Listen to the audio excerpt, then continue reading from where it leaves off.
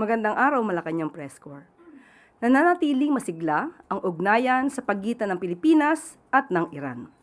Ito ang binigyan diin ng administrasyon ni Pangulong Ferdinand R. Marcos Jr. sa gitna na nagpapatuloy na kaguluhan sa Middle East.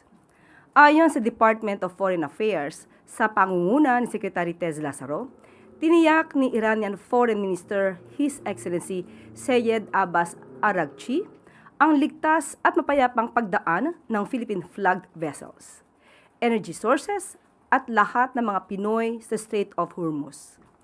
Malaking bagay ito para sa Pilipinas dahil masisiguro nito ang kaligtasan ng mga Pinoy na dadaan sa lagusan at mapapanatili rin nito ang kasiguruhan sa supply ng enerhiya sa bansa. Matitiyak din ito ang tuloy-tuloy na delivery ng langis at fertilizer supplies sa Pilipinas. Sa gitna ng kaguluhan, nananatili pa ring on top of the situation ang pamahalaan upang masiguro ang kapakanan ng taumbayan.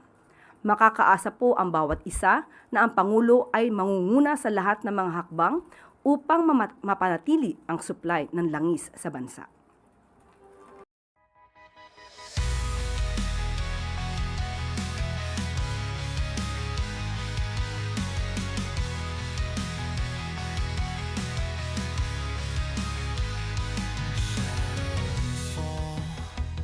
But I stand tall, echoes call.